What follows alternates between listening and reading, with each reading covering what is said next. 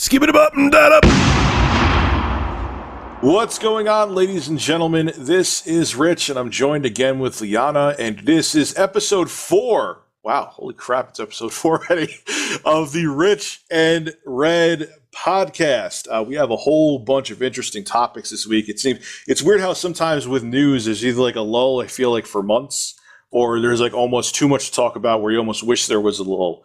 But before we actually get into the topics, as always, I want to let you guys know that we have a Patreon where for $1 a month, it's actually in the descriptions of both Google Play and iTunes if you're listening to the podcast there, where for $1 a month, you get access to the video version of the podcast, which we're recording right now, and you get a downloadable MP3, high quality MP3 through Patreon, which you can put in any device you want to. So for $1 a month, you're getting actually a lot, which I know other Patreon accounts, they actually charge a lot more for that. So that's because, yes, it's a slow build. Asking $1 a month is not that much money, so it'll take forever for our Patreon to blow up, but I'd rather have it that way, and Liana agreed with it too, because we'd rather have you stick around for a long time than, think you're going to have put down $10 a month, be like, yeah, that's too much, I can't afford it. It works a lot better in the long run. I've seen it. And it's funny, I was talking to Liana about this. Hey, this is another little news story that we're throwing in about Patreon. One thing I've noticed about Patreons is this, and I think I've talked to you about this before, Liana, too. They blow up instantly only one of two ways. You're a celebrity, which I never understood, because if you're a celebrity already and you're already wealthy already, what do you need money through Patreon for? Or you're destitute. It's the only way that you get a Patreon to blow up instantly. Like a lot, which is understandable and it's justified. A lot of the political channels, both conservative and progressive on YouTube, they had to open them up real quick because they were getting no ad revenue. Their Patreons blow up. Well, there's another category where you're a culture warrior. Yeah. Yeah. And that's sort of in between, because it astounds me the money some people are pulling in on Patreon, just as, F you to the man type of donation. It's so odd to me, the things that people throw themselves behind, because it's not, I guess they think it's perceived information. They feel like they're getting perceived quality, but that's just because something fuels their confirmation bias. It's not actually a good source of information. It's emotion. It's emotion. It is emotion. It is emotion. And it's a lot of people speaking outside their area of expertise. It's a lot of people just appealing to fear and feels, as I call it. But people are willing to pay for that. And that's, the blessing and the curse of free market anything. And Patreon, despite it being wrapped in this, feel good, support artists and all that stuff. I mean, I know people like Amanda Palmer do very well on it, which I'm happy about as, a fan of the Dresden Dolls from way back. I like her model, but there's a lot of people who are doing stuff on Patreon who don't actually produce anything. It's like people are paying them to exist, or they'll do like a video blog every so often. And these are people that have very good day jobs, and yet they're continuing to take money from people. I don't even know how some academics get away with it. I would think they'd have to disclose, because they're getting a grant, usually from the government, to do research. And then they have this Patreon. I guess they're arm's length enough that it doesn't affect their academic status. But there's a lot of stuff about Patreon I do not understand. It's true. And that's why when we did it, I was like, okay, I got to offer something, because people know I have a decent following on YouTube. And I wanted to do something where it was, because that's really the main reason. And it's so funny, even before the YouTube adpocalypse, we talked about this before in the live stream on YouTube. We already talked about this. It was just kind of like, it was a weird timing that we started thinking about this a couple of weeks before YouTube imploded. But I want to do something where, all right, it's super cheap. We don't have a whole bunch of tiers where we're trying to get you to spend $20 a month on crap that we don't even have time to send you anyway. We were just like, no, we're not going to do a whole bunch of unrealistic things, or we're going to send out shit that's really not worth what you're what we're asking for in a tier. Like, here, whatever you feel, our minimum's $1. Whatever you feel like sending, you want to give more to us, you can. That's great. If not, for $12 a year, you get access to 2 cool things, which are actually worthwhile to, well, I think, worthwhile to spend money on. But yeah, I've noticed that on Patreon that there's people that really don't, like I said, literal celebrities. Like who is the director that was on there? And I know the guy's successful, and he was asking for money through, I don't know if it was Patreon exactly, but it was like a crowdfunding website where Spike Lee, I think it was Spike Lee, where he actually got the money too. And people are like, wait a second though, dude, you're worth like $60 million. Like, why are you asking? But that is, again, that's like what I said. What were we going to say? That's the OPM concept, right? The first rule of business in a lot of things: never use your own money. It's always other people's money. OPM. And a lot of the time, celebrities are using Patreon, Kickstarter. This is a rant I didn't intend to go on about indie games that are not indie games. So many of these Kickstarter things, blanking on the guy, sock puppet dude from that Tim Schafer. Okay. They're not funding their games based on their Kickstarters. They are coming in too low and hoping that it will show enough interest to get VC funding or additional investors. Yeah, additional investment to show, look, we have this pool of interest. People care about this game. It's gotten rejected by conventional pitch methods. And sometimes they're right, sometimes they're wrong. And so they use it to show interest, not actually to make money and deliver on a product. And this drives me crazy, because then people who do want to use Kickstarter for what it is intended to do, meaning you back a project, I produce this project, they actually come in with numbers that seem really high. And then you have to justify the number, because you're actually saying what it's actually going to cost to pay for the project, not the tiny percentage that these, corporations with a face on them are asking for, because it doesn't actually fund. You can't make a video game that, people like Psychonauts, for instance. You can't make that for $1 million. You cannot do that anymore. You could back in 1994. You can't do that anymore. There's too many steps you have to go through that all require money to get there. And what happens is because people who fund these crowd, whether it be Patreon or Indiegogo or Kickstarter, is because they don't understand the industry, whether it be movies or games or even doing a podcast like this. Another reason why I played it safe and it did very low is, asking was very low, is they think, okay, you only asked for 50,000, you got 2 million. Why do you need more money? Why do you need to get investors on top of that? I feel like I've been had. Where again, whereas the developer or publisher, whoever is on Kickstarter or Patreon or Indiegogo or whatever the hell else is out there, should be like, look, we're doing this to gauge. They're not transparent about it. They're very opaque about it in the beginning. We're doing this to gauge the demand for this game so we can go to investors and actually get the true amount that we need. And I think people would be okay with that. That's the other thing that bothers me too. If you were transparent with people from the beginning, they'd be like, yeah, okay, I'll throw you a couple bucks because I want to see this project get off the ground. Don't be opaque about it and be like, okay, with this $2 million, we're going to make Shenmue. It's just not going to happen. But I mean, the thing about Shenmue is that they had major backing on PlayStation's part. I mean, I'm sure that game was 2/3 complete when at least the plotting of it, they knew exactly what it was. And somebody went, I don't know, let's see. And that one blew up. The ones that get me are the ones that,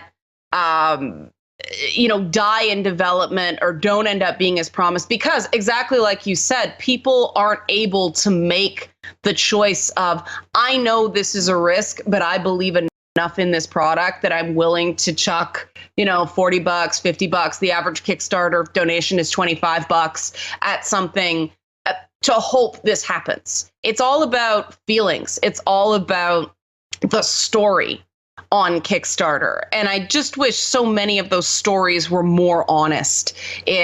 Games are not like, I mean, the one I was looking at the other day, it's this little ball you put in your laundry to stop microfiber shedding from ending up in the water table. I mean, that's a totally different project than a video game. Like, the prototype's done, all the R&D's been done. It's just, we want to manufacture this now. Well, okay, that's simple. A game is, I mean, I was a backer on The Long Dark. You know, that game, the survival in the Canadian wilderness game done by the pedigree on this game is crazy, but it's really late. But they've been very clear about why it's been late. It's been late for good reason, because this was originally going to be this little game, no voices, silent protagonists, the whole thing. Well, they got some really big names on board. You know, they got Mark Meer and Jennifer Hale to voice the game. Well, all of a sudden, that takes more time. And they got a lot of attention, unexpected attention from Xbox and stuff like that. And when you get more attention like that, the scope expands and it takes more time to let it out. But they've been very open with their community about what's been going on. And they've got, I mean, it is essentially a sandbox game in itself. They're still calling it basically a demo because story mode isn't out yet, or maybe it is by now. I don't know. But the last time I checked in, they are struggling with the size, or they were. And that's okay, because first of all, we do have something in our hands. We see that there's something. Also, there's understandable delays, and then there's what's going on. And I think that's the difference between a game that is delayed for good reason. You know, Uncharted 4 got pushed back three times. There's understandable delays, then there's Mighty Number 9 delays. But continue. And then there's No Man's Sky that just dumped out a half-baked, poorly textured piece of garbage and expected everybody to wait until you only get one chance to make that first impression. Especially if you're a new developer, yes. But that was another, and maybe we can kind of seg into one of the things we plan to talk about today in terms of the press and setting accurate expectations. I remember when No Man's Sky first announced and everyone went, oh, procedural universe. And I'm like, so? Like, I can make a procedural universe. I was the same way. I can make a procedural universe too. I can take my box of Cheerios and throw it on the floor. It just randomly distributes. There's a procedural universe. You need developers, you need artists to go in there and build relevance within that procedural universe. And there have been other games that use procedural generation. Shadow Warriors 2 is an example where, yes, their levels are built procedurally, but there's enough, they've done like these little packets of designed things. So it doesn't end up being hyper repetitive or just boring garbage. They've actually found a way to, okay, these things go together in a way that makes sense. These things go together in a way that makes sense. That is design. That is not a computer generating the environment. The reason that developers love, they lost their, they went orgasmic over this technology, because if it actually worked, it would have cost them a lot less money. Because all of a sudden, you don't have to pay a level designer anymore, right? A computer will do it for you, which costs you just, a fraction. Hardware costs. To me, no, I want those beautiful little moments, when you're tootling around in a Bethesda game and you see that the developers made the Pac-Man and dots with a wheel of cheese and some cups and things like that. I want those moments. I do not want a map designed by computer. It's an interesting experiment in certain things, like these procedurally generated roguelikes can be quite interesting sometimes. But on the scope of something like No Man's Sky, procedural generation is going to create exactly what it was, something that was just big and boring. And I don't know why anybody expected anything else than that, other than the fact that there was this buzzword that 2/3 of the room was pretending to understand and really didn't. And so it's this whole Emperor Has No Clothes phenomenon where everybody's going, oh, that's such a beautiful outfit. When the project is bare ass naked. when that game shipped, I didn't know what it was about. I didn't know what it was really supposed to do. Why is there an emotional buy-in? Because there's 6 other things to play right now. No, I was expected to take them on their word. And I think that it was the one case I can think of right now where Sony's stamp of approval on it didn't come through. It was a really interesting tech demo. And that's it. But so was the Farpoint VR demo. They didn't call that a game. You know, it just, those are the things you can't do, because the minute you lose that consumer confidence, the minute a brand's stamp of approval doesn't mean anything in terms of quality, then, you know, Sony's decision to stay as a premium brand, which I completely respect, because that's a huge risk. It's a huge risk, though. I mean, they're willing to say, no, we're going to take less market share, knowing our brand means something, and that's going to mean something to people in the long run. They also know that most people can't tell the difference between a really nice picture and oversaturated color, which is another thing that drives me crazy about Samsung. They focus on color instead of, you know, true fidelity in picture. But you know, we had a guy here because we have to install, you know, the giant TVs that are the norm now. And he was trying to tell me that, you know, there was really very little difference in quality between the brands of HD TVs. And I know that's not the case because I've seen them in a lineup. And so this idea of professional opinion has become so watered down now. Like, yes, it's true. Most people cannot perceive the difference between a premium, you know, 4K television and something that technically runs 4K but isn't properly calibrated. Most people can't tell the difference, but that doesn't mean there's no difference. And because there's no certification process, there's no trade organization for games journalists, and there probably never will be, because the people who would run them, because of the people in power right now, are such damn charlatans that it would just be a joke. People are not being served by the tech and games press. They're being led down the garden path by people's emotion-driven biases instead of hard facts. Why? Because when we're covering these things pre-launch, we don't get to touch this shit. A lot of times you don't, yeah. It like, why? And I used to have a rule where it's like, if I can't touch it, I won't cover it. Well, that became impossible. Because they don't let you touch anything anymore. You just get completely left behind. And you know, that hands-on in a demo station where you get like 20 minutes, okay, I can get the basics. But what the tale is really going to be told, you know, when I run that thing for 16 hours straight, or when I've had it for about 6 months. There seems to be something about the 6-month mark on devices. If something's going to die, it's going to do it, you know, around then. And that's why a lot of these things have a 1-year warranty on them, because they know there's going to be a fail rate on new tech. But this absurdity of people either declaring something's, you know, oh, no big deal, or, oh, it's the next greatest thing. I mean, wearable tech was an example of that. VR was an example of that. VR was treated as the new wave, like the next frontier in gaming. It didn't end up being that. It ended up being a respectable niche within gaming. With it has its consumer base who really, really likes it, and that's great. But what VR is really taking off on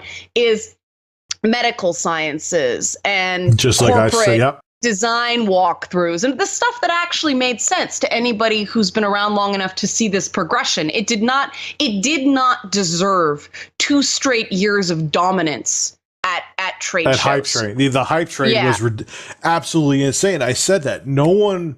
Or not no one. That's don't use double negative there too. But you're not going to have everyone sit at home, put a helmet on, and play games. Yeah. You're not even going to have, even if it gets to the point where the technology can fit into ugly ass glasses like mine.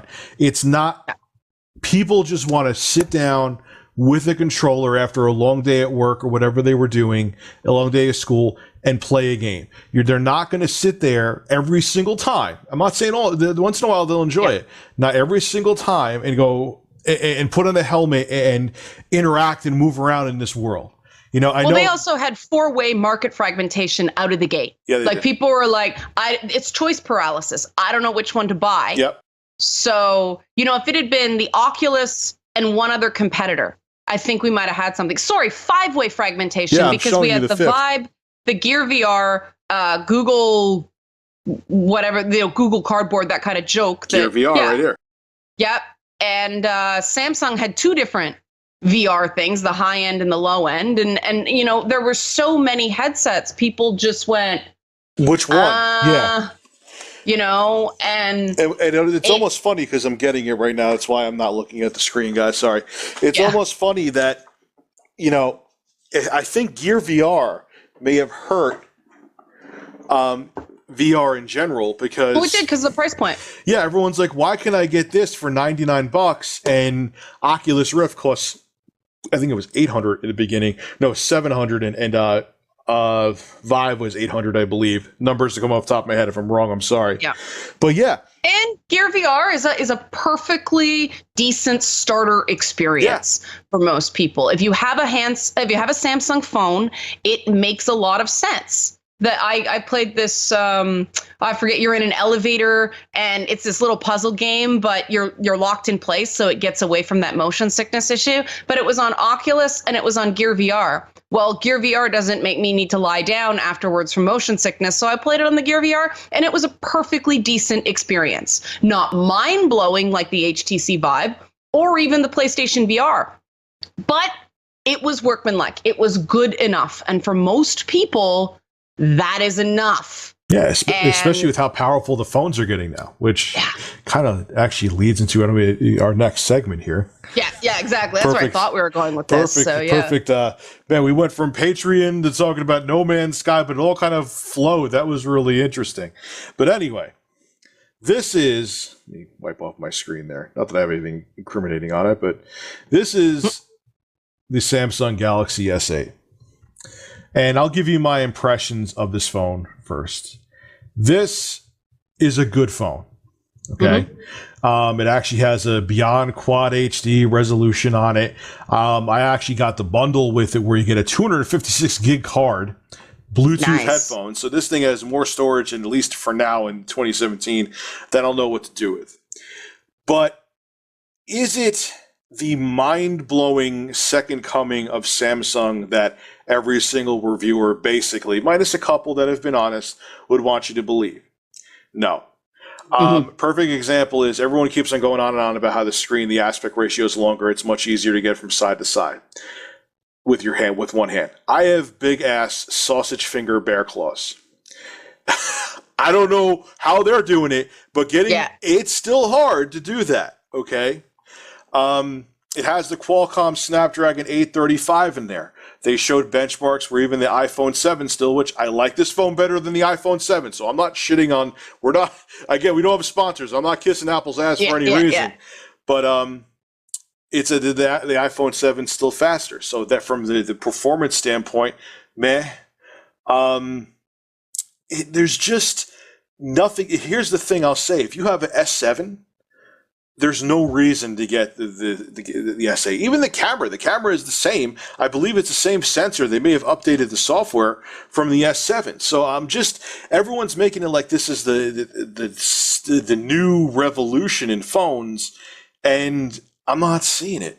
Yeah. They're like, oh, it's a phablet that you can hold in one hand. Like, I could hold my Note 7 in one hand. It's still just as uncomfortable getting from one side of the screen to the other with this phone as it is with, I'll use like my Note 4. That's like my favorite phone of all time. There's nothing that's blowing. It's a good phone. Again, I was not happy with my iPhone, especially because there was no headphone jack. Yeah. I'll say too, I think the camcorder on my Note 7 or my Note 7. Yeah, I don't have a Note 7. It would have the explodey phone. It would have exploded, yeah. The camera as a camcorder on my iPhone 7 is better than I think the S8. So I'm going to give another suggestion now. What I really think the best phone right now of 2017 is, and it's half the price of this thing, I would get the OnePlus T, OnePlus 3T, I think it's called. That's one of the best deals you could get out there right now, and it's like $500. It actually has more RAM than this too. It has 6 gigs of RAM in the OnePlus 3T. This is 4. Point being is, it's a good phone. It's not what I've been reading about it. Okay, and this goes back into the press thing, and this is why I wanted to bring it up. If you watch reviews on this phone, you will think that it is the best phone that has ever been created. Mm-hmm. And there's just nothing there that's groundbreaking. And I think what's going on, and the reason why people are kissing this phone, the S8's ass so much, is that there's nothing groundbreaking to talk about in the mobile industry right now.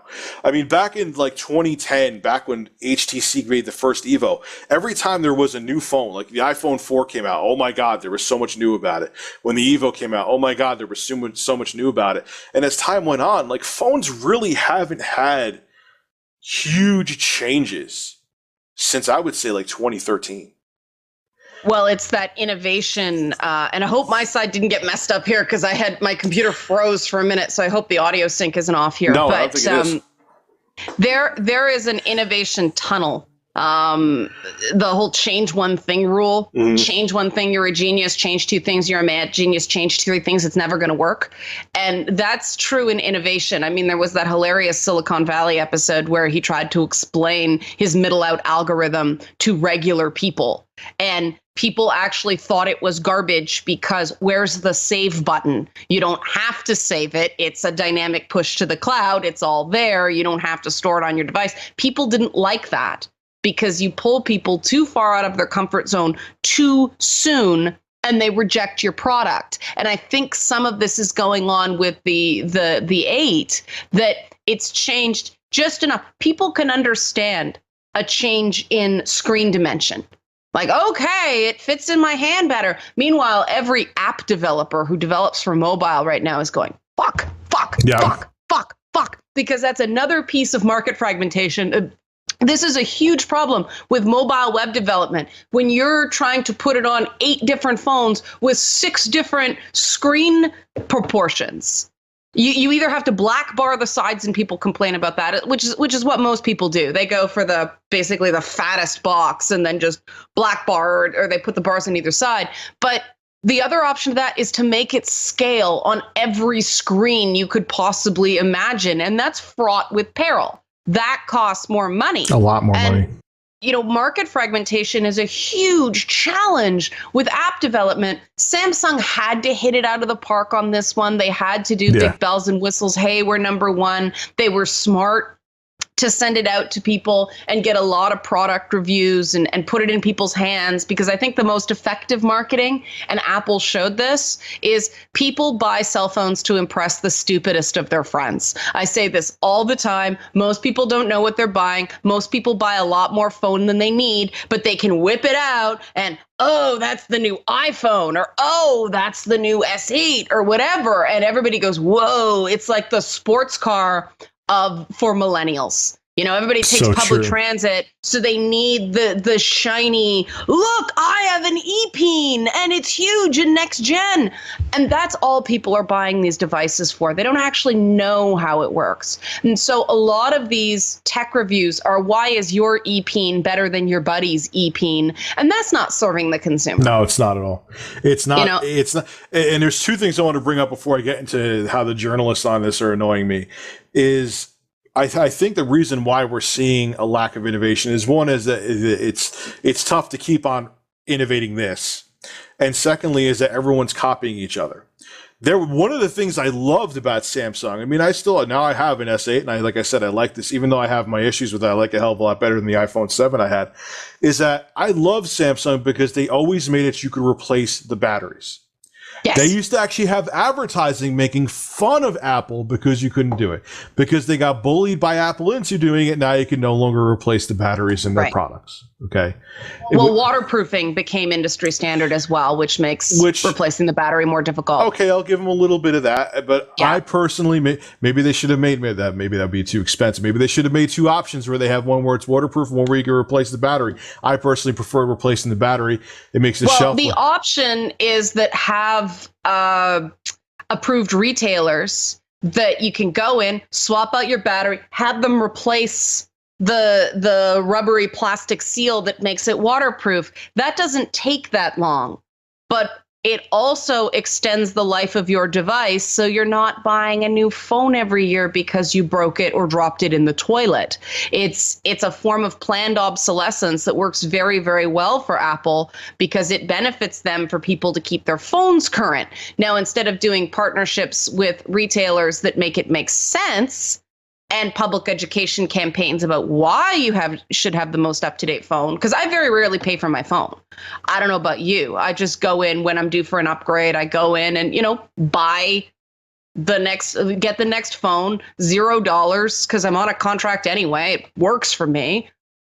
Off we go, which means I'm not getting a phone free. I'm paying and paying and paying and paying for it.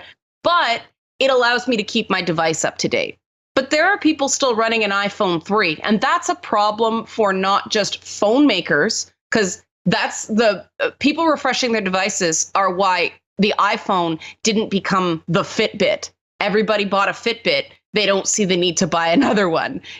Everybody bought the Wii for Wii Sports and Wii Fit. Nobody felt the need to buy more games for the Wii. They made a product so good at doing a specific thing, people didn't want another one. They were happy with what they had. And unfortunately, these companies, these cell phone companies, are trying to stick you instead of carrot you. They're saying, this is why you must replace your phone, instead of this is why you should replace your phone. This is why it's beneficial to you. And this is when we get into affirmational marketing versus aspirational marketing. And this is a really complex subject. I don't know if we have the ability to kind of dig into it in a podcast, but it really explains what, the trends you're seeing in marketing, that it used to be aspirational, be young, have fun, drink Pepsi. If you drink this product, then you're cool. More and more advertising has shifted into you're cool. That's why you want our product, right? Because you're worth it was the long way back in the day, the one they teach.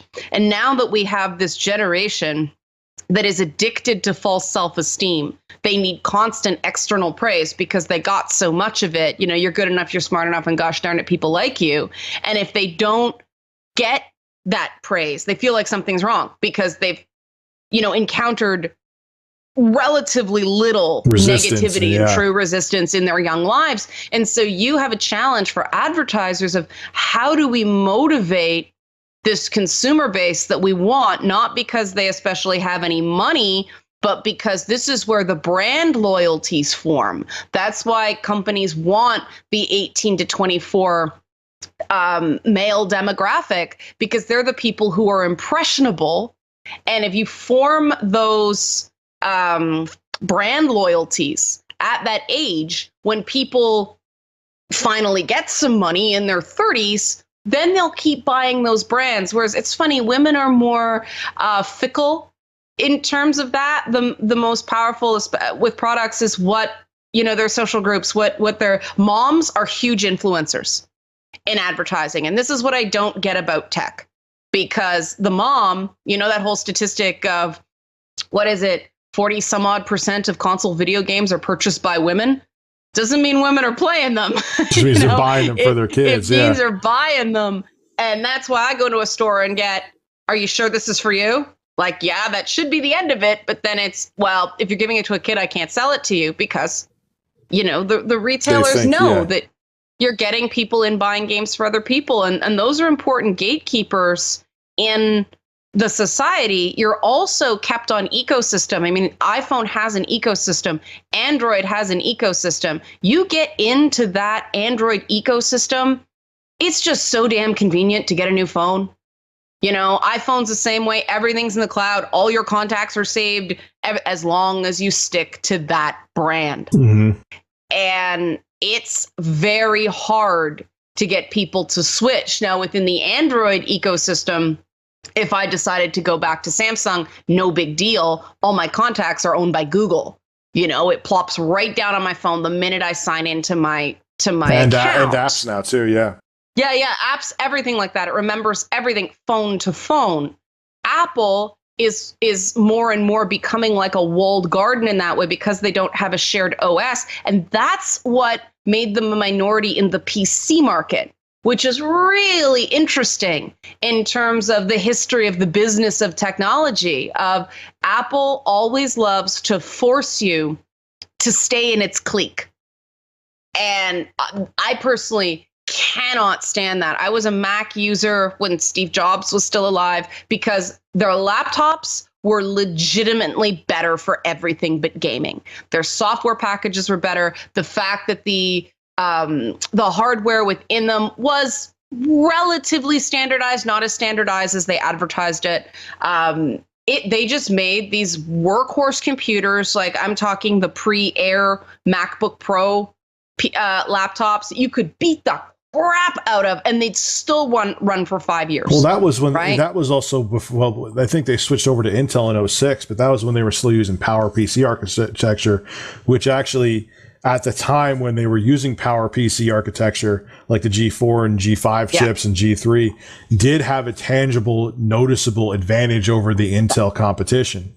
Yeah, so they were just better machines, but now everything is these polymer cases, and they're pretty and they're light, but that's really about all they are. And so I went back to PC because it just didn't make sense. But there are these people who just buy Macs and buy Macs and buy Macs because they're comfortable. And I have to switch back and forth for work. I Thursday nights, I actually have to use a PC as my main computer and then a Mac as my social media computer. And the hotkeys and the way you use them are just different enough that it is exhausting trying to figure out how to scroll down a web page on Macs because they make the scroll bar disappear and you have to basically scroll with your two fingers, like you're playing a medieval instrument. I can't stand that, but people who use them are so used to that. I mean, I shouldn't have to feel like I'm on a hot date using my mouse. I don't know if you've played around with those new Mac desktops, the one that are,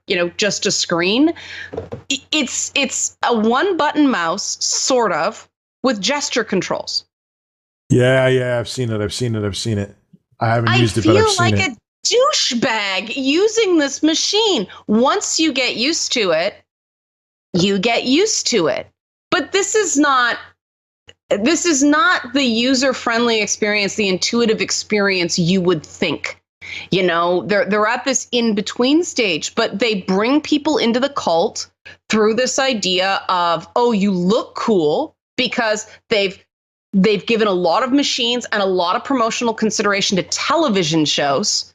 You see the hospitals running on Mac computers. In what fucking alternate universe is a hospital running on Mac? Most hospitals are still running on Windows XP in the real world. But there's these beautiful Mac computers at the nursing station on Chicago Med. And so I walk into my sports therapy clinic and they've got one of those big, beautiful Mac computers. They're still trying to figure out how to use it, but that image was there. Mac is very smart on their branding. But does that mean that is the best computer for them to use? No, because what are they using? They're still using the Google Calendar apps and all that stuff because that's what they were using before they got the new computer. So they've got way more computer than they need. They paid way more than they needed, but they feel good about it. The same thing. And this is the landscape we find ourselves in as analysts, as critics, as personalities. And I think everybody kind of has to go through it in our own way, and we all have to play the game, whether we like it or not, because this is the language we're stuck with. But what bothers me about that too is when you see reviews of this phone, is I'm looking on. I was actually watching a review before. I'm not going to name it because I don't want to call anyone out and have negativity sent their way. Is it almost seems like reviewers, whether it be on YouTube or you're just looking at articles, they feel like it is a good phone. And I'm not saying this S8 is not a bad phone, but it's not what these websites and YouTube channels are making it out to be. And you see almost like an artificial praise for minor improvements that really shouldn't be like worshipped.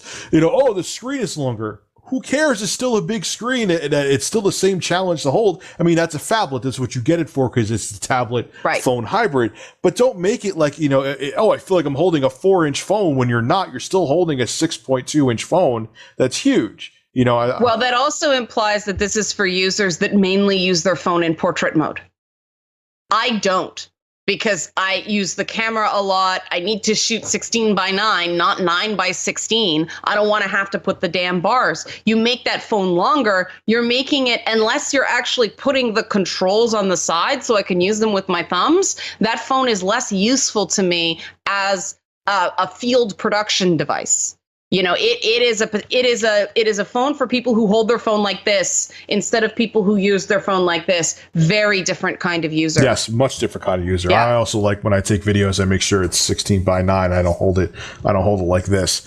It's just, I almost feel, and this I was talking to Liana before we started, that I feel like because a lot of these YouTubers make their living from reviewing phones, and it's almost like they have to have an artificial sense of excitement to keep their viewers and their subscribers engaged, because it's almost like they had to really like this, even if they weren't as thrilled as they seemed by it, to make sure they got the clicks and the views. And that's also dangerous too, because if you're praising a product and getting people to go out and get it, and I'm not even saying they're not making money off the sales, they just want you to view the video. If you're making this artificial sense of excitement to keep your channel relevant and your business relevant, then you're making people go to get a product on things that you're not really excited for, which in turn may alter. If one reviewer can't do this, even if he's a big YouTuber or a big like website like CNET, but if multiple reviewers are artificially praising these things simply just to do it, to make sure that their channel remains more relevant or a website remains relevant, you could sway the consumer landscape. I know I used that term with a political landscape in the past podcast we did. But that's also not good either, because then you're making, maybe then if a bunch of people buy a phone for features that they didn't really care about, then you may have the hardware makers like Apple and Samsung and HTC and LG go after these trends that aren't really trends to begin with. It's just that people told you this is the greatest thing ever, even though we don't really feel that way. And people are going out and getting it because they trust said reviewer for that reason. And let's not rule out just good old nerdiness, right? No, that's true. They want to be part of something cool. They want to be part of the cool kid pack. I mean, I've seen this throughout the years with the whole Xbox PlayStation rivalry, that Xbox is cool. So, who gets the Call of Duty trailer? And then everybody can feel like we're the cool nerds, not like you loser nerds. And there is this unhealable wound in so many nerds that they just want to belong so much to something that feels like it will overcome your high school experience, that they completely lose sight of any sort of objectivity and get led around by the nose by either shiny marketing packages or PR people being really super nice to them, or, things like that. These parties that they throw are unreal. They don't do them as much anymore. If you live outside the Bay Area, you have a much different relationship to tech and tech companies than if you live sort of in San Francisco, Palo Alto. Because if you're down there or you're in New York, you get invited to everything and you can go. The rest of us have our, twice annual local events in the fall, less and less in the spring, where we actually get, free food and booze and get to chat with other people. This matters. The Bay Area bubble is a real thing. And more of these reviewers are consolidating in that area because of access. But it leaves them completely out of touch with the rest of the country and the rest of the world and the way regular people engage with technology. And so it makes their opinion very quotable within the tech press, and it makes it utterly useless to the average person who just wants to be connected with a device that will make them feel good, be easy to use, and do what they want it to. And this is something that has driven me crazy for years, because I see the hype wagon, right? The hype wagon is ridiculous, yes. Yeah, it really landed on me. It really came home for me with the whole Mass Effect 3 ending controversy. Because the same reviewers who had given the last 3 Halo games 10 out of 10 before, and they didn't deserve it. Halo, after Halo 2, even then, I don't think it deserved a 10. Great game, but flawed. I don't think Halo 3 deserved a 10. I don't think ODST deserved a 10. No way, especially ODST. But, Reach, certainly not, even though it was a fun game in some ways. But this was a franchise where you were expected to give it a 10. So you could be part of that. We're a social force. We are now a crossover IP. People who don't play games know who Master Chief is, know what Halo is. We get to see it on TV. It's affirmation. But these same reviewers were, the ending of Mass Effect 3 sucked. And I said to them, if that had been the ending to a Halo game, you would have been defending how brilliant it was, because one of the weakest parts of Halo games is the ending. Mm-hmm. But 10 out of 10, OMG. And they're like, well, you're just part of those who thinks gamers are entitled. It's like, that is a talking point that you have picked up because you think it's trendy. You believe gamers entitled. I heard you say it last month. But now all of a sudden the winds had shifted. The political, what the right thing to say had changed. And all of a sudden, we're really going to care about an ending more than anything else. It was a complete flip-flop. And I'm not talking here about, people who, like me, gave Halo 3 an 8 out of 10 and ate massive amounts of shit for it. Holy crap. That is possibly the most, that and World of Warcraft reviews I did or features I did got more backlash than anything else I have ever done, bar none. It was rabid. BioShock Infinite, slightly less, but still pretty bad, because that was another game where people really drank the Kool-Aid on it. But then they start complaining that, people aren't reading reviews anymore, that gamers aren't, reading reviews. Reviews never did especially well. Let me let you in on something. As somebody who's been writing about games since the mid-1990s, reviews never did terribly well. It was always something you had to do to keep your access and do other things. Because the only way to make reviews work is to do the magazine format, where people read that when they're done reading the cover article. But we're in this situation where opinions don't mean anything because nobody's accountable for the opinions.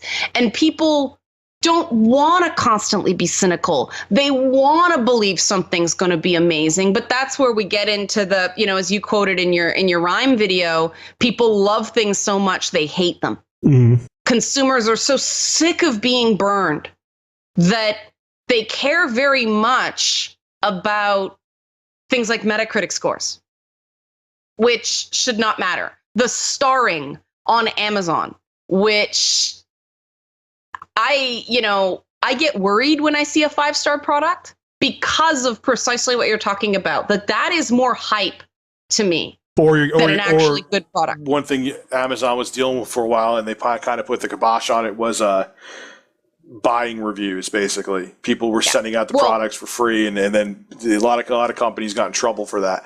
Yeah, it's funny. The one exception to that rule is Netflix. If something is not 5 stars on Netflix, don't bother watching it. It's a hunk of garbage. Oh, really? See, I don't watch that much Netflix. It's got to be like 4.5 stars, at least Netflix Canada. Anything that's like, 3 stars, that would be good in a movie. No, it's awful. I guess Netflix users are pretty critical. Well, that's not a bad thing. No, I like it. It's like, okay, if it's not 4.5 stars, it's not bother with watching. But yeah, what do you think we can do about this other than just wait it out until sanity returns?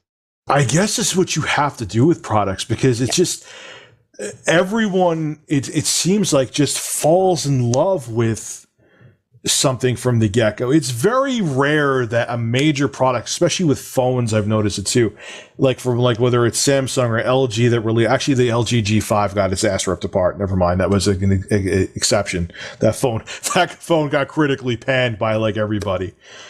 But yeah, I guess it's the only thing, because everything's love. Oh my God, it is Samsung S7, which actually that one ended up being a great phone, which if you could find an S7, I suggest getting that, because it's still plenty powerful, has the same camera. You get it for, I don't even know, like at least $300 less. Yeah, I guess it's the only thing you could do is wait it out and wait to see after the dust settles with things, which sucks, because sometimes maybe you have a Note 4 still and it's getting long in the tooth and you want to get a new phone. It sucks that you can't initially trust the reviews for whether the reviewers themselves are falling into the hype like you just talked about, or they're making hype to try to keep their channel relevant or their website relevant. And it's tough, man. Or the opposite. They're creating negativity to keep their channel relevant. Yes. Yeah. We won't name any names with that, though, but we've seen it. Oh, you don't need to. They're everywhere. Like, everybody knows somebody who creates drama. People blame me for that. There's just... unfortunately, you are falling into the trap that because so many other people do it, people assume you do it too. Yes. I mean, I have the same issue. Just, other people who talk about similar types of things in video games than I do, you know, there's video of them out there somewhere saying, I'm not a gamer, I don't play games. And so people scour the internet looking for similar footage of me. And it doesn't exist. Thank God. But people take things out of context and try to say, see, you're a liar. And it's like, you had to twist that so hard to try to get where you got with it. But people are so afraid of being taken advantage of, because so many people either lose their minds because of that nerd thing I was talking about, that they think they're going to find kinship and belonging and loving in an industry that is very dog eat dog and frankly hates everyone. I mean, the manufacturers and developers are so afraid of the press.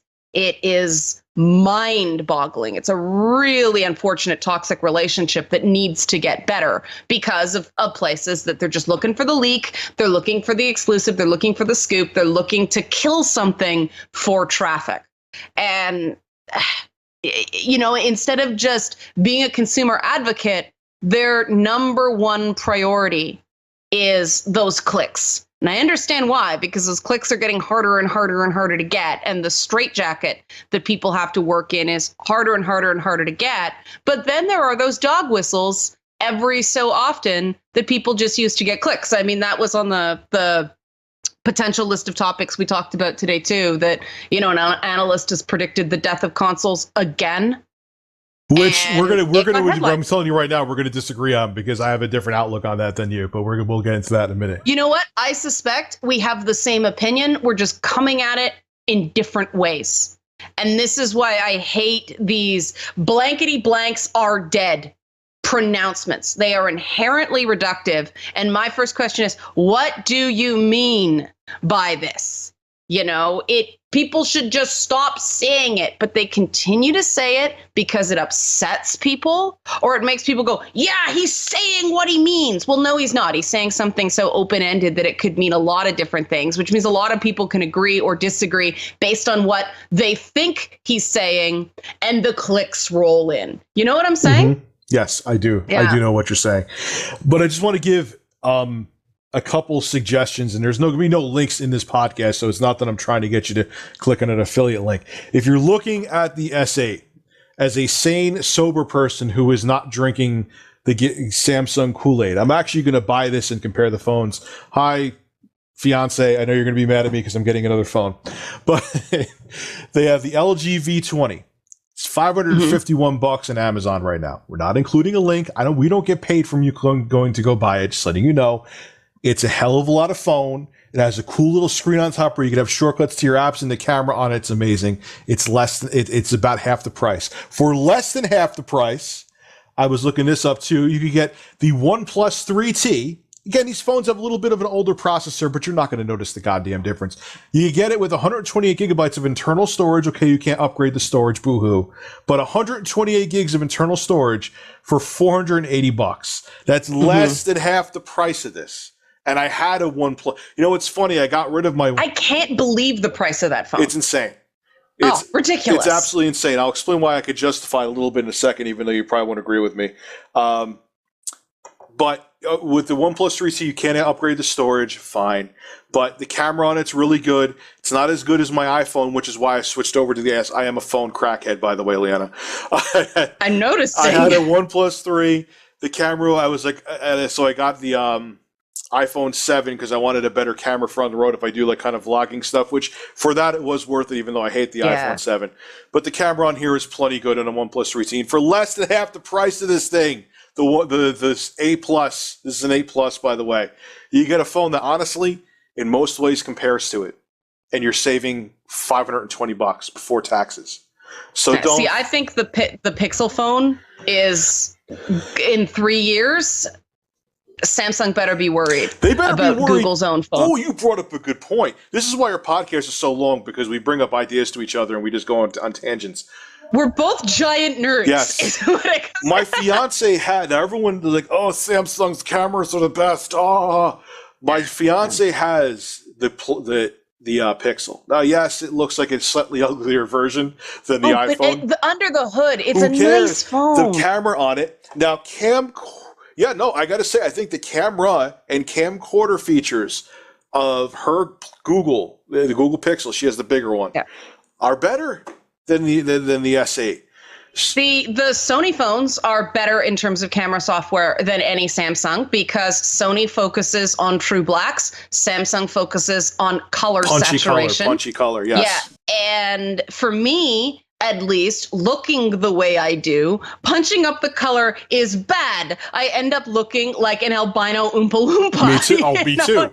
People are like, what's wrong with you? Why are you so pale? I'm like, I was born pale, motherfucker. And that's what it is. But it just, it's like with that blue wall behind you, it's going to grab that blue. It's like early HD cameras. Just grabbed color. Because it looked pretty, yes.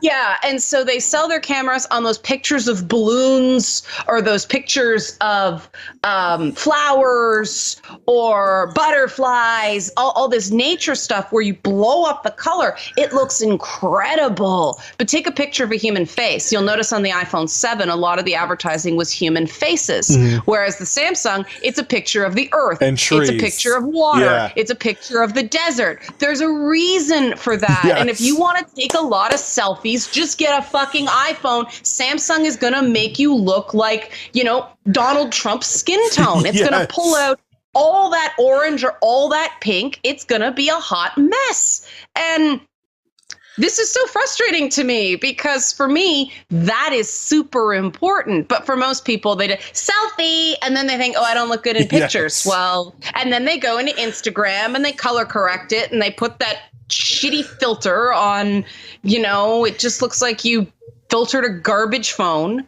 And, there's a reason the iPhone had that whole, which I thought was a brilliant ad, their portraits ad, where they took pictures of, they're basically using the same concept of an RAR file and managed to make it really, really small. I love it. It was smart, but that's not hardware. That is the software you use in the phone. And when you get the spec sheets, they don't tell you much about that. It's very, very, very basic. And I think a lot of people write to sell sheets. They take the points that are provided by the advertiser, because you got to churn this shit out so fast. It's a guideline. And they just, it primes you.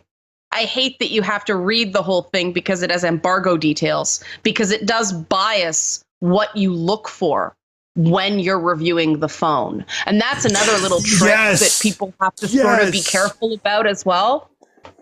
They're like, oh, no, you can't talk about this. So what the companies are doing is they're tricking you into coloring your review without the reviewer realizing the review is being colored and in the direction that the corporation wants it. I fucking hate that. I hate that. Yeah. Oh, don't. And I understand they don't want major plot spoilers, but hey, guys, trust us. We're not going to reveal any Luke, I am your father plot points anyway. And the people who are gonna do it thinking I'm too big for you to yank my access, right? They do it with cars too. I was just watching because I'm also a car crackhead. Nice. I love anything tech, by the way, whether it be cars or whatever. There's a lot of crossover now.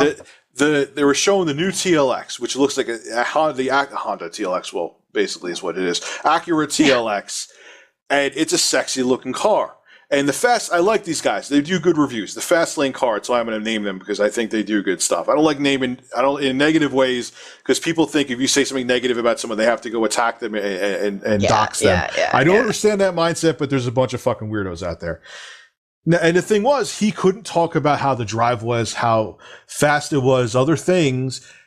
You know, it was an initial impressions video. But what bothers me about that is that Acura gave the fucking car to the Fastlane car to drive. Why can't he talk about it? Because here's what it is. So now they're going to see this initial impressions video, which the Fastlane car did nothing wrong. They may just see that, and that may entice them to buy the car. Whereas if they find out other accurate information, they won't. I'm sure it's going to be a good car. Honda and Acura make great cars. But that's the thing that annoys me is that the companies, this is embargoed. This is embargoed. So they're cutting out this niche that the reviewer has to walk down, which basically in turn makes that video or that initial impressions video or that review into an advertisement for them, and they're almost tricking the reviewer into doing that, and that further annoys me. Can you imagine if any other industry worked that way? I mean, yes, okay, television does, but you're basically talking about not revealing spoilers. I mean, we did, ironically, we did an onset that I can't talk about yet because the new season doesn't premiere until July, and there's a set that if you see it, it's a huge plot spoiler. For that, I understand. You don't want to degrade the experience. You don't want to take away that OMG moment from the viewer. That I completely understand, and I appreciate being told these things. The embargoes that bother me are the why should we be worried about that? Why would this pull down the enjoyment of something? There are certain things where if a game is good, if a product is good, people will like it knowing about it anyway. I mean, I think part of the thing that is affecting sales on so many of these products now negatively is we don't know enough about them. They're keeping it too far under wraps. And so the marketing is not actually allowing people to make informed purchases. And I think that's a big mistake. There are so many games that it's like, we're not talking about plot. We're not talking about plot. We're going to hold off on that. They never talk about plot. Well, why am I buying a game and I don't know what it's about?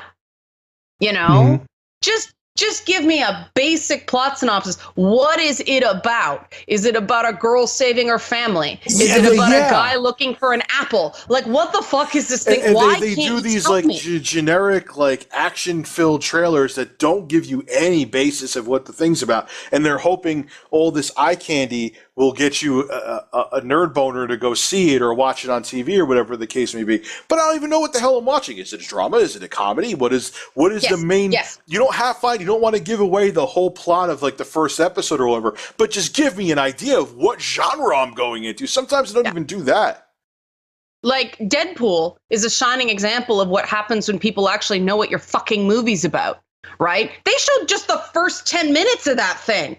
And it was a little disappointing watching it at first. The rest of it made up for it. But it was exactly like the first 10 minutes of that film because they wanted people to see the comedy. They knew they had a quality product and they wanted people to know it. And it made money in droves, you know? Meanwhile, we don't know what the latest, we were going to talk about this, so might as well talk about it now. The height of insanity in terms of hype right now is all these headlines really, really excited about a World War II Call of Duty game. Might as well go into that was Call of Duty 1 through 3. Okay. Perfect segue into another topic. Here, I think Liana are a little bit different on it. Here is why I think Liana's. Well, actually, you explain your thoughts, and I'll explain mine about why you think it's hyped and it's actually getting positive hype. I understand that video game technology has advanced a lot since the original 3 Call of Duty games. Call of Duty 2, they can do a lot more in the sandbox of World War II. They can make the battles. It doesn't have to be all street battles now because of resource problems. They can do those big, invasion on beaches and things like that. But I remember maybe, yeah, with the potato processors that are in the PS4 and Xbox One, we'll see. Sledgehammer has a good track record of doing the pretty well. They're one of those studios that's what they're good at. They're the ones that pulled Call of Duty kind of into more of a near future sci-fi realm.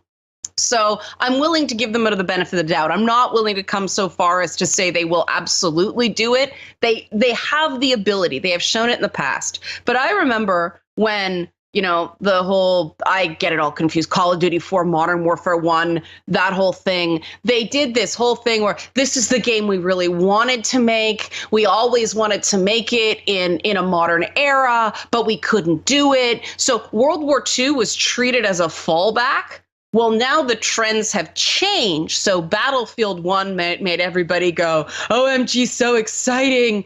As a history buff, I doing World War I and making it an inciting action shooter is a tall order because the weapons were so slow to load. The technology back then was so is old technology, antiquated technology.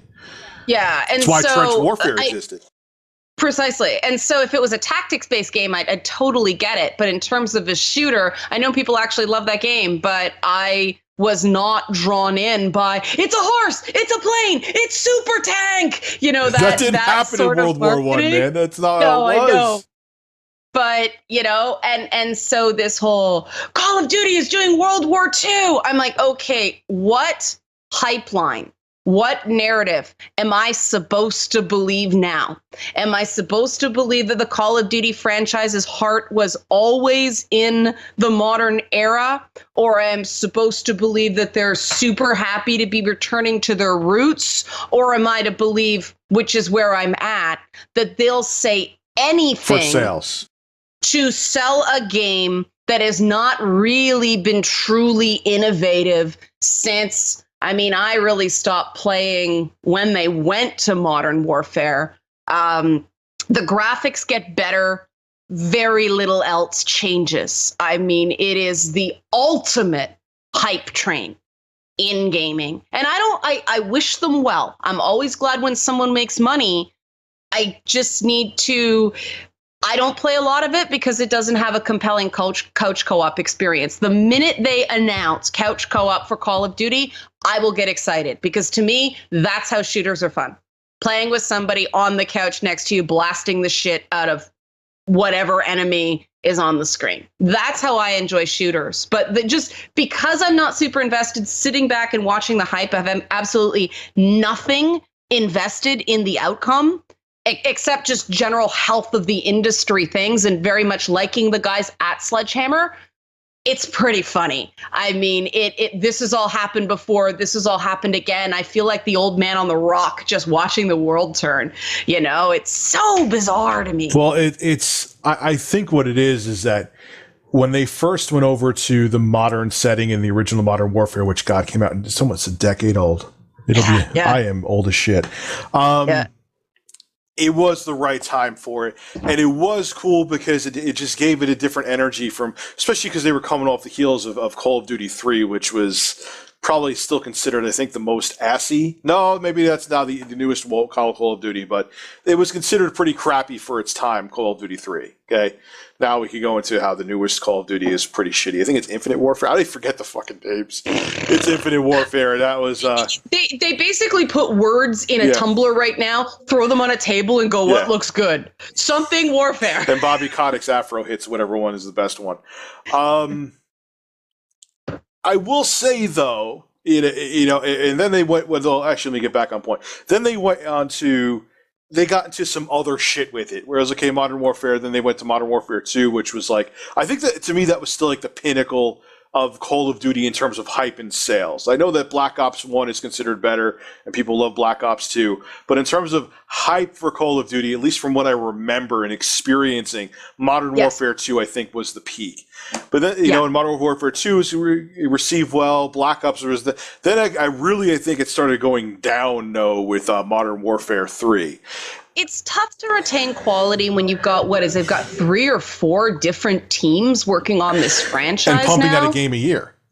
Yeah. I mean, I know the development it's Assassin's Creed syndrome, right? You can never be good that consistently that fast. Yes. And fast, good, or cheap, pick 2. I mean, I understand they do, like, now they have so many teams and they're working, I think it's a 3-year cycle. It was actually a 2-year cycle for Call of Duty. Now it's 3. I know they aren't making a new one team isn't making a new Call of Duty every year before people call me out on that. I know that. But then they just went into, like, super deluxe space infinite warfare and let's hump ceilings and jump off trees, boosters and missing arms and bioengineering, and it just got people were like, whoa, we liked modern, but this is like, no, we want that. We'll go over to what the hell is the name of the game now, made by the same team who actually started Call of Duty. What, the Infinity Ward? Infinity Ward. They actually went over to Respawn, and Respawn makes, what's the name of the game? Respawn, EA. It's at the tip of my tongue, too. Titanfall. If you want, talk about not making dead air happen right there.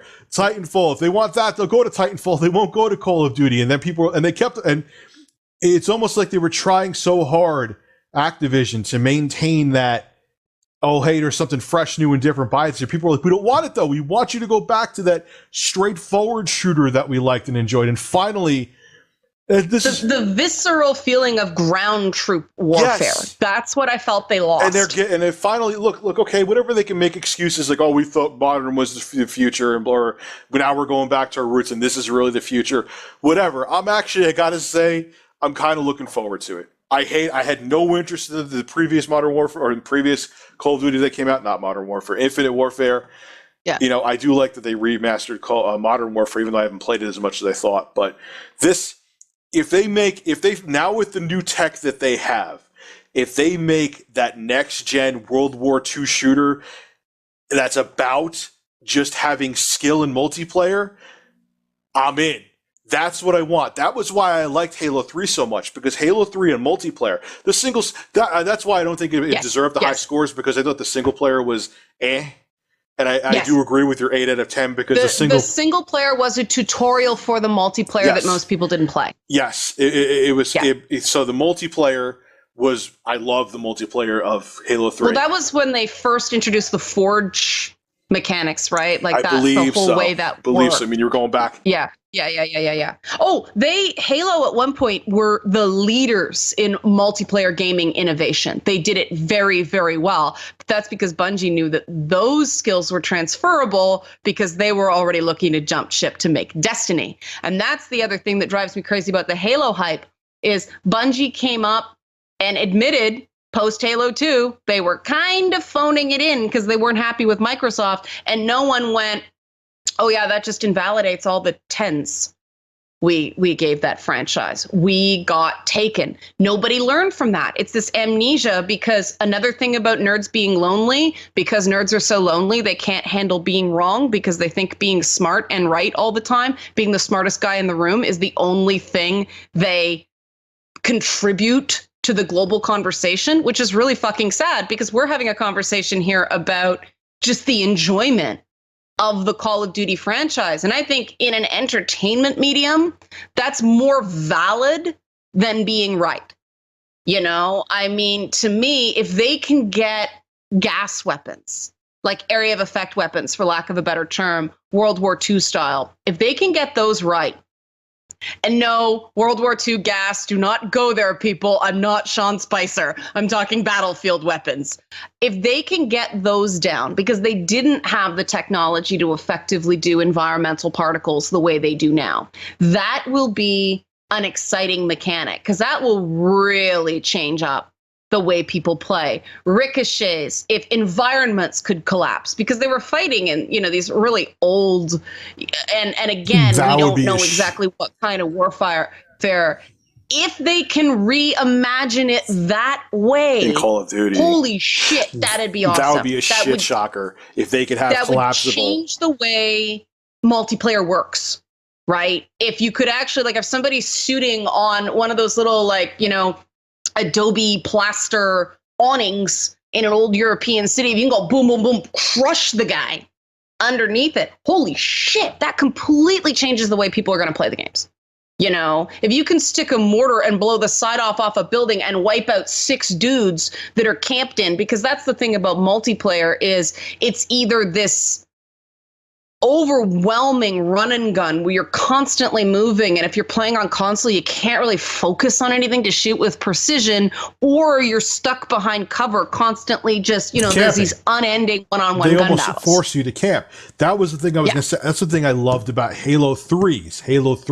Then they went into other shit like with Reach and stuff. I didn't like the multiplayer, but Halo 3, I played the hell of it out of online because it was, they designed it that it was totally about skill. The dude who got shot and killed in Halo 3 was the guy who had faster reflexes, who knew how to use the melee properly, and who he got you because he was better than you.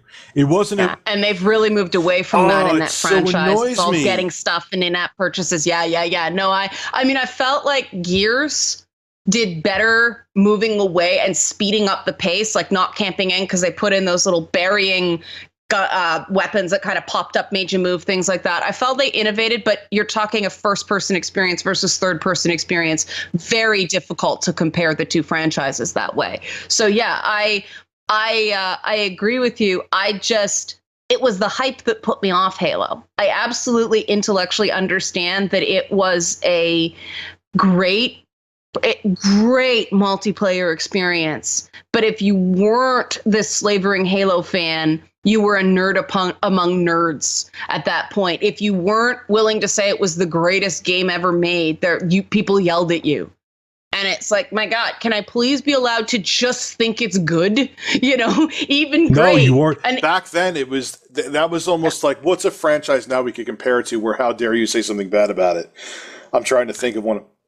But back to whatever. The Witcher. Yes, even though I think The Witcher is good, it's just not. It's just not necessarily my genre. But it's just not. It's just not perfect. There are but some you can't talk shit about it. Yeah, you can't. And that's how Halo was back in 2007. The just proof that Halo was so like, how dare you say something bad, is that ODST got 9s and 10s.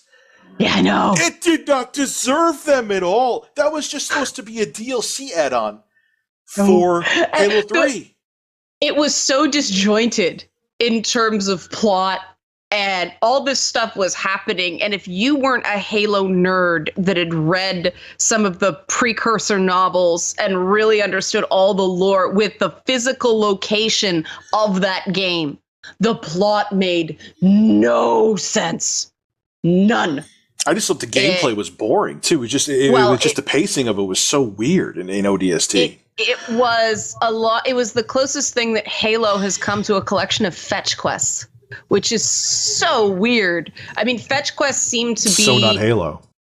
It just seems to be the new, let's give a player an excuse to go from point A to point B. Instead of, we don't need an excuse to go to point A to point B. Drop enemies. We'll run to go shoot them. It's a shooter. Don't overthink it. And so now it's just chatter, because we are artists. We have a compelling narrative to make you go shoot shit. When the player doesn't want to hear that crap, it's slowing down the game. And that's why I loved the Doom remake. The new Doom that came out. Delicious. I love that game. That game ruined me for any other shooter that came out after it. It is just so fucking good. It's perfect. It's exactly what it needed to be. It's no more, no less. It was exactly what it needed to be. So, getting back to Call of Duty World War II, they're called. That's literally what the name of it is. I know. But it's so bad. The name is bad, but I have to say, and this is coming from a guy who ripped apart Infinite Warfare and the fact they tried to trick people into buying it with giving you Modern Warfare Remastered from day one. I got to say I'm a little bit excited. I'm not excited because it's new. Obviously, the World War II thing has been beaten to death.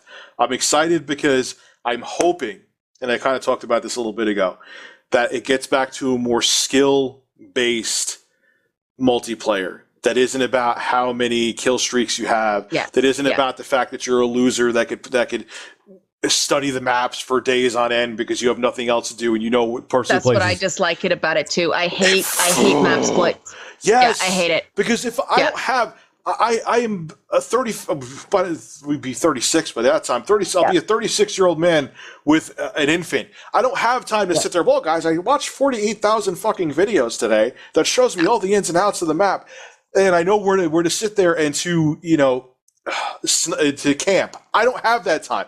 If it's a game that I could actually gun and you're done, then I'm good. That's something I could actually get down with because that's more skill based. I think that's why Overwatch took off so much. You just basically described it right there. Because Overwatch is more. I mean, you have different classes, and I'm sure, and you see there's people that try that do stupid shit that try to take advantage of other players, and they DDoS them and stuff. But that's anywhere. There's always going to be pieces of shit. But yeah, it's a very fast paced, fun game that's more about skill.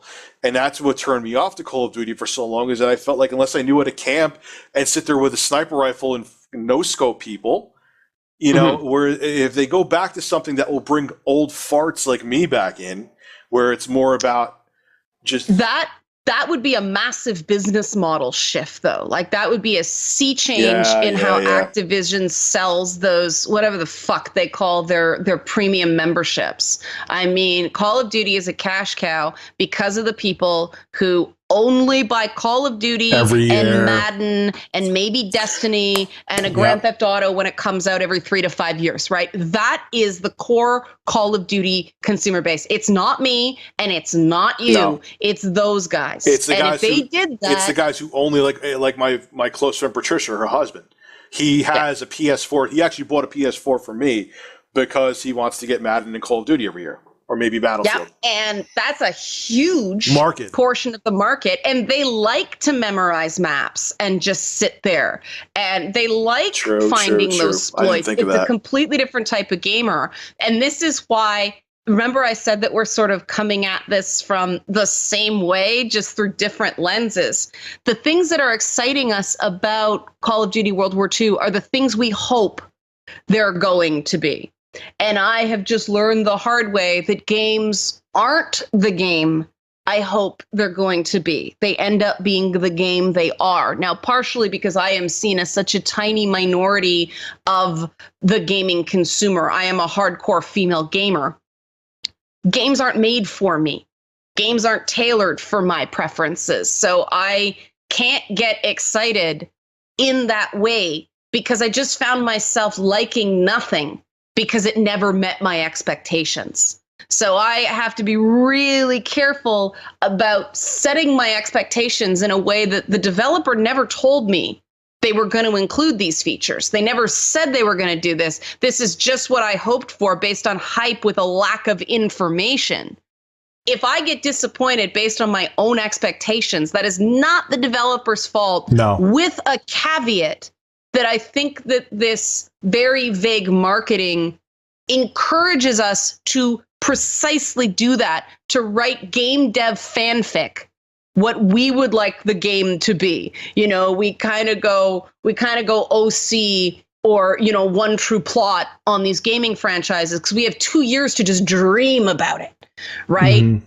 It can never live up to that.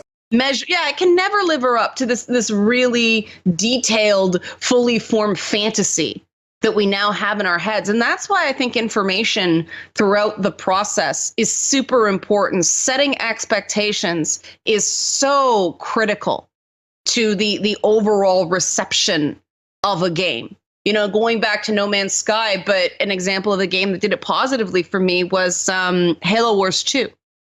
I had the opportunity to speak to Dan Ayub from that game and talk about a passionate RTS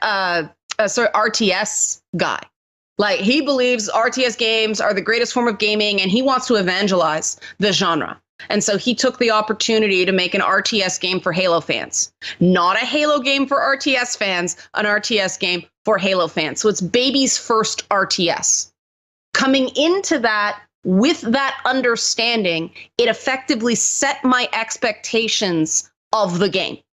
And so I enjoyed it, even though it can be really frustrating to play on console. The true experience for that is PC, when you've got a keyboard and mouse and can bop around with that mini map. Oh, RTS games are made for PC. There's no, yeah. All things considered, they did a pretty good job with the fact that everything bunched. You didn't have those sneak attacks in campaign the same way, but they were putting a square peg in a round hole design-wise a lot of ways. But I really enjoyed the experience because it had a decent enough story with good characters that made me care. The new AI is very interesting, but my expectations were set effectively, you know, as opposed to Gears of War 4, which intellectually I recognize was not a bad game, but I just wanted that funny kind of, I wanted to be able to be a butthead in a video game again, the way I could be in the original Gears of War games, with all the quips and the, you know, the meathead dudes with no necks. Fun, yeah. And Gears of War 4 did not give me that. It was so, let's stick Disney princess post-apocalyptic dream girl in the midst of it all and force her to have lines of dialogue that just grind it to a crashing halt because it's not made for that kind of character. I could not get into Gears of War 4. I think I talked about the last. I couldn't do it. Like I said, technically, it's a very good shooter. If you turn off the subtitles and sort of ignore the dialogue, but part of the thing that made the first 3 Gears games so good was that Baird was Baird and Cole was Cole and Dom was Dom and Marcus was Marcus, and you could pretty much predict what was going to happen. That's what kind of made it funny, is the character voices in it were so good that you kind of played along in that way too. And so when you got those big moments of high drama, you're like, oh my God, I kind of feel like this is happening to a friend instead of just something I'm watching, because the characters, and that game was driven by its characters because its plots were deliberately incomplete. And so I thought they got rid of one of the strongest characters. I think they focused on the wrong female character. When you're playing a game and you're like, her, I want to play as her, and you can't, that's a mistake. Yeah. Gears of War is not about pretty. Gears of War is about ugly. And when they're proud of being ugly, and that was because of design, right? They could only do so much back then with graphics. Now they've almost missed the fact that people like the fact that it was a world of really pug ugly characters. It was almost like, oh, wow, we get to play as soldiers that are more like us. They're not super soldiers. They're dudes with busted up faces because they've been blown up a lot. And I really feel like sometimes game developers tend to chase other franchises instead of just doing what they do well. And as much as we were kind of being critical on the Witcher franchise, I think that's what Witcher and Grand Theft Auto both do very well. They run their own race. You know, they're not trying to be anybody else. They make games in their franchises. They are what it are. If you don't like it, play something else. Yes. You know, I wish the minute I hear a developer go, oh, well, we were really inspired by Skyrim, or we were really inspired by The Witcher 3. It's not a good idea.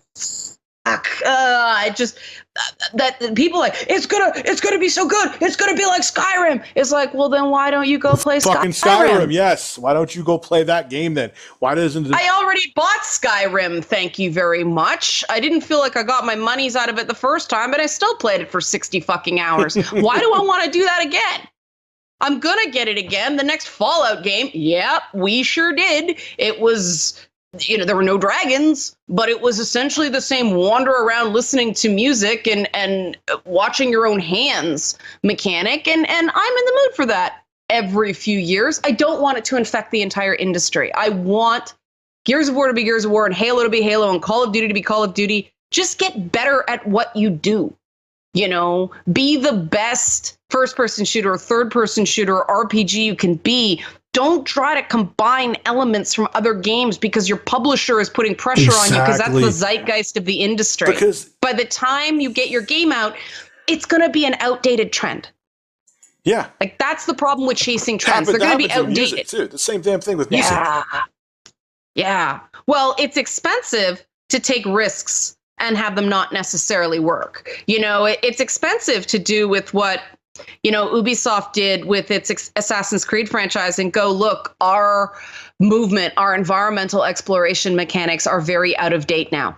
So we're going to break them, take the hit so that it's actually smoother going forward. When they went parkour on Assassin's Creed, or when they've experimented with Sam Fisher, Ghost Recon didn't do as well, just technically. But at least they're trying. At least I see them trying to change it up. They're trying to have a meaningful experimentation process, which unfortunately means they come up with a mechanic that other games steal. And because they're just copying instead of creating, they get to refine it. And so other game companies reap the benefits of what Ubisoft does. But it's still innovation and it still benefits the game consumer in the long run. And so I try to give them as much credit to that as, I possibly can in that regard, just because they are taking the risks. Whoops, I accidentally hit stop that website. Okay. Wow, we've been talking for a while. We have been talking for a while. Well, hopefully. Do you want to just wrap now? Do one more thing and just. Yeah. Well, I'll end with this. Hopefully, they will maybe Activision and the teams behind it, even though Infinity Ward is just a shell of who they were. Mm-hmm. They're Infinity Ward by name, really, and nothing else. Hopefully they can learn from themselves and perfect Call of Duty World War II from their past and refine things. Like, they could actually learn from themselves instead of learning from other leading games in the industry, So, or maybe they'll watch podcasts like this one and hear two core gamers saying, what I really wanted a Call of Duty game? And go with that, because I don't think that enough developers. That'll never happen. I'm being aspirational here. I'm being I don't believe it for a second, but I think that's what's missing from dev. Yeah, no, they don't have. There's not enough contact. A playtester coming in to your site is intimidated. Yes, they're going to give you an overly rosy picture because they're in your house on your stuff, and they feel grateful to just be there. Yep, You've gotta do that, and you can't do it through SurveyMonkey. You can't do it through those ways that, like, okay, I want information up from my fans, but keep them away from me. They scare me and they're icky. You have to get down and actually talk to people. Don't go on Reddit because that's a garbage fire. Actually talk to people and get that passion, or at least consume stuff where people are engaging with that passion, because that's what I really feel is missing from the whole publisher-driven design process to begin with. They need to beta. They need to do one other thing too. They need to beta test the shit out of the Call of Duty. Have a bunch of public betas. Let people know. Let you know what's wrong. They used to be very standoffish of that. Let them find out how the servers are running. Find out what gameplay modes people like. Find out what weapons should be actually nerfed and which ones should be more powerful. Do that. Again, though, that was a marketing thing. Marketing companies, for whatever reason, think video games should be sold on mystique, which means giving the public as little access as possible. It's an outdated model where, they were basing it off the fact that the games press for a while there was looking for the slightest little thing that was wrong with a game. They still do it more than they should. And so the marketing companies who don't really understand game design were like, well, first and foremost, we're going to play not to lose. We are going to market to avoid negatives, instead of marketing to sell positives. Where again, something fucks up in a Rockstar game or something fucks up in a CD Projekt game, they make a joke of it, go, yeah, we fucked up. We know we fucked up. People like when you do that even about yourself. Like, people are like, Rich, why do you make fun of yourself? Like, it's not that I have self-esteem issues. I don't care that I have man boobs. I'm a pretty confident guy. It's just that I could look in the mirror and see what my mistakes are. It's the same goes with gaming or any other industry. If people see that you're willing to fess up to your flaws and to your mistakes, they respect you more because like, wow, this guy or this game developer or whatever, this car company, they're willing to look in the mirror and be like, okay, we fucked up with that. We could fix it. People don't like where it's like, oh, we made a mistake, where it's like, la, la, la, la, la, I don't hear it. I don't hear no evil, see no evil, speak no evil. They think that you're just trying to sweep shit under the rug. Whereas when you come out and say, look, we made this game with a bug where, the guys go around humping trees, they appreciate that. Like, yeah, that's really funny. It was stupid. Whereas it like, oh yeah, no, that's not a bug. They're supposed to hump the trees. People don't like that. But I also respect developers who are like, you know what? Yeah, we understand we don't do this terribly well.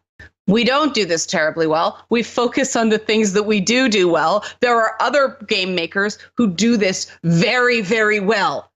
This is them. This is us. If you like this, play our game. We will try to refine it.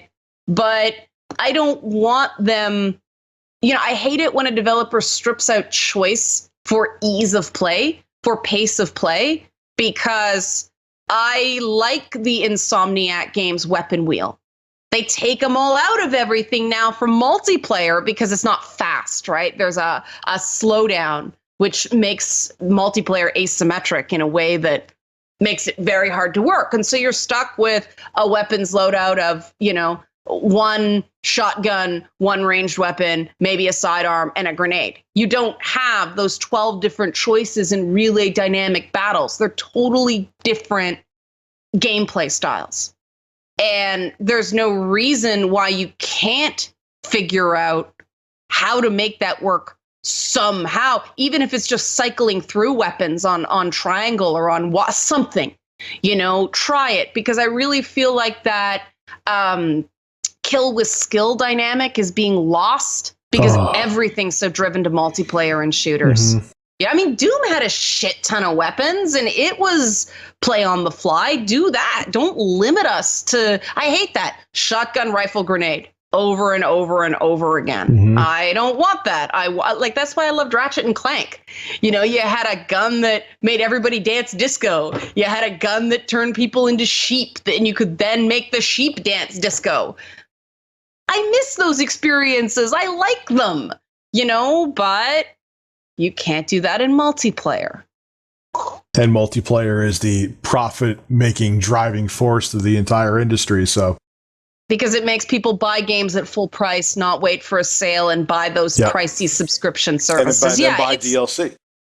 Yeah, because again, people don't realize that there is a profit crunch on AAA games right now. The costs have increased significantly faster. Price is not kept pace. It can't. We've maximized price tolerance on the consumer. Yes, we have. There's no way you could tell someone, go out now and buy $100 game. Yeah. And then say, wait a second, this game is $100, but I bought a console for $250. And what they should be doing is finding more consumers. Yes. The problem is that the mass market, ad buys they do, well, that means designing different ads for different audiences, which impacts your ROI number, which. And so they're trying to suck more money out of the consumers they have, which I think is really super short-sighted. They need to get out of that box. Marketing has to get more creative. It's just that simple. Like, sell the game, don't build the game based on what they know how to sell. Especially with how the industry is growing now anyway, they could get more people in easily. They easily can. And even with how pricey the games are, there's a lot of you go out and see a movie at a theater, at least in the States, and some theaters is $20+ sometimes. Yeah. Whereas when you're spending 3 times more in a game, but if that game is multiplayer or a 60-hour campaign to it, something like Skyrim or something, you're getting a hell of a lot more value out of it. So if they try to bring in people that are even just not gamers at all right now and make really targeted commercials to make them understand that, they may be able to get a whole other audience in to diffuse the cost of research and development for these games. Bingo. But they're not seeing that. They're just seeing, okay, let me try to get these 18-year-old motherfuckers to go out and buy all our DLC. And let's get them to spend $130 on Mortal Kombat X or more. Yeah, 160 buying all these additional characters because Killer Instinct was totally download and pay a la carte. Let's do that instead of just making a game that 35 million people are going to buy, like Rockstar does, like CD Projekt Red does, and they do that by making beautiful games with a clear aesthetic. They are very much what they are. So people who don't understand this letter salad, it's not even word salad that we spew, FPS, MMO, RPG, procedurally generated, real time, blah, blah, blah, blah, blah. People don't know what they are. Give me something with a face. You put Ciri, with the sword, and Geralt with the sword, and he's got the scar here and she's got the star here. People know what that game is about. They can identify with that. Guys go, I want to be him. Girls go, I want to be her. Sometimes vice versa. The game sells like crazy because they told the story of their game in a single image. The marketing was brilliant. You saw Ciri cosplayers popping up before the game was even out. That's when you've got something powerful. And it's not hard. And one with this, what these developers and publishers, probably more so because they're the ones looking to get the game out there and make the money, don't realize is people our age and older want a game. They don't want to deal with the toxic bullshit that's online. And it's not that 99% of people online aren't toxic, but that 1% is so toxic that it ruins it for like 70%. What were we going to say? You know what has driven me out of multiplayer? It's not the toxicity. Okay. Because you can mute those guys. It's the sheer amount of time it takes to fucking do anything. The amount of time I spent sitting in lobbies or waiting for raids to get going. Remember the World of Warcraft days where you were sitting around playing another game, waiting for your WoW raid to start because you had 35 people and needed 40? That has happened to me before. That's what, or you're sitting there waiting. Oh, wait, lobby's not working. Oh, wait, tag in, man. Tag in. Oh, wait, you ready? That's happened to me in a lot of multiplayer games, But you're like, buddy, hey, are you there? Are you there? Where's Phil? Oh, sorry, man, I was in the bathroom. That's what got me out of multiplayer. It was the dead time. Your 3 hours end up passing. My husband's mad at me because, I've been ignoring him for 3 straight hours and I've done 45 minutes of meaningful stuff. That's what pushed me out of multiplayer. Drives me fucking crazy. Yeah, there's still what developers need to realize is that there is still a market, and publishers, like again, I think more so publishers need to realize there is still a market for single player games bigger than they realize. I don't care what research they've co-op.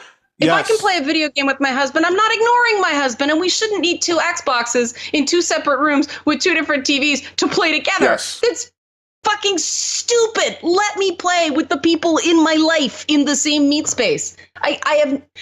Then they quote statistics, and then they say, well, we needed to make choices. Screw and okay, so the you chose because there's other stuff out there. Like that's what I'm saying. That people want that single player campaign. You going to a bunch of 18 to 24-year-olds who are single, who have nothing else going on with their lives. No offense, sorry if you're watching this. I was there too. I was 18 to 24 once too. Who have all that extra time to spend, they're going to give you something different. But people who are older, that 25 plus, who may have other obligations and stuff like that, who may just want to just have a single player experience where they could shut themselves out from the world, they're there, they exist. I don't care what statistics and surveys you've run, even if they're telling you that's not the case, it is the case. And I assure you that if you make a good, solid single player game, which games like The Witcher have proven over and over again, you have a market for it. And that market is probably our age that would buy it. And you could expand out to other people who may not even game right now, who may be like, damn, man, I just spent $20 on a shitty movie to see it in IMAX. Actually, probably more if you're seeing it in IMAX. I'd rather spend that $20 or $20 times 3 on something that's, it's more engrossing that I get more out of it, you'll get them to come in. You will. Well, and The Witcher, there's so much love for that franchise. They actually managed to pass off a filthy casual game on hardcores, and no one complained. I mean, the fact that they're making a little Gwent mobile game, and I'm actually excited for it, because I played Gwent a lot more than I actually expected to. It allows you to go back and revisit the game and go, oh yeah, there's Roach, he was a dick, and oh yeah, that character, and blanking on some of the names on the Scoia'tael elf guy from Yorvith. Well, they're finding other elements of profit. Look at Dark Souls 3. They came out with a Dark Souls board game. Because that's because it's a beautiful art style. Because technically, that's not a true single player game. People jump in and out. I get it. But I'm saying it still is an experience that you could play on your own. And it's a huge experience. Granted, I suck at it too much to actually get into it, even though I would love to. Everybody sucks at Dark Souls. Like, that's the whole purpose of Dark Souls. Yes, you're supposed to get your ass handed to you. But again, it's a successful series that's not a straight-up multiplayer experience. You get what I'm saying? So I wish developers would realize. Because it's so funny when these developers and publishers, they'll make these games that are catered towards people with a lot of extra time and a lot of extra cash or whatever. But then when the mainstream media attacks them, then they'll quote like, "Oh yeah, people in their 30s and 40s and even 50s and older than that play games." Like, yeah, we know, but you don't cater to us. You only call out those statistics and surveys when your industry is getting attacked.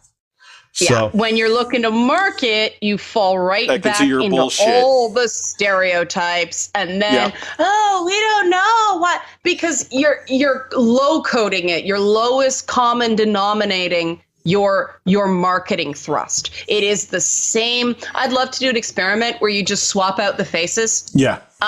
Show how similar these posters are, how little they actually do. They did that with Doom 3. They did not Doom 3. The newest Doom. They did that. They got rid of the Doom logo and they put a Halo logo in. Yeah, I mean, the game turned out to be awesome. But I'm saying that was a perfect point to what you just said. But I was a little behind on that phenomenon. Precisely because of that. It told me nothing. It looked like it was going to be a Halo copy. Now, the people who market a game and the people who make the game are not the same.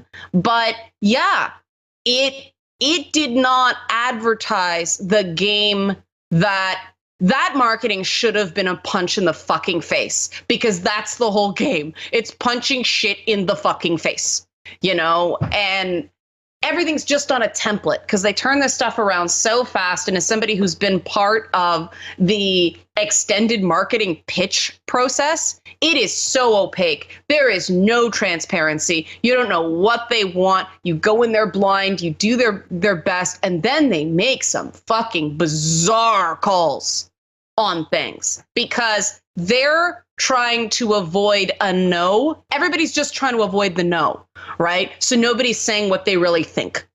And so we end up with this exceptionally inauthentic marketing that, part of the reason I stay with it is I submit pitches that are authentic. If they don't take it, no problem, no harm, no foul. It's, found money anyway when something hits. But at least when it comes out, I feel like I was part of a process that actually gave gamers a little bit of no bullshit stuff in a sea of just liquid diarrhea marketing. Mm-hmm. There was a little bit of a glimpse where I actually felt like the consumer was done a solid. It's safe marketing. It's what it is. Oh, it's not even safe marketing, though. It's stupid. No, it is stupid. I agree with you. It's stupid, but to them, it's safe. Okay, we don't take any risks here. It'll be fine.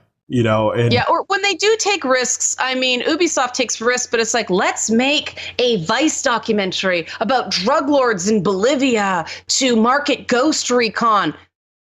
Okay, so you just threw a lot of marketing money about people too hipster to actually play an open world shooter video game. That was pissing your fucking money down a drain. People at Vice fucking hate video games, man.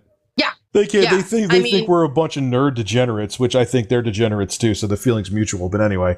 I mean, Vice likes weed, social justice, and tears. Yes. Those are the two things they like. Those are the three things they like, right? They don't like video games, but it's, Ubisoft sees themselves as an IP company now as much as it gets because they're trying to avoid a takeover. But that's wasted marketing. It's also like, BioWare doing guys drawing on tablets ads for Mass Effect Andromeda. We know why. The game was shitty. But that doesn't bring in viewers. It should have been, I think I've talked about this before, but the way I would have marketed that game is you would have had and this takes motion capture, but the way they did it, this takes money, but it's outside the box. You have the various characters sit down for an interview. So it's just pure character. Who are these people? I want to know going in, right? So you have Vetra sitting down and she's just having a conversation against a first-person profile interviewer, and it always ends kind of funny. People would have known who these people were from the outset. And that's what Disney does. They do marketing based on single characters because they know that people bond with IPs through relationships.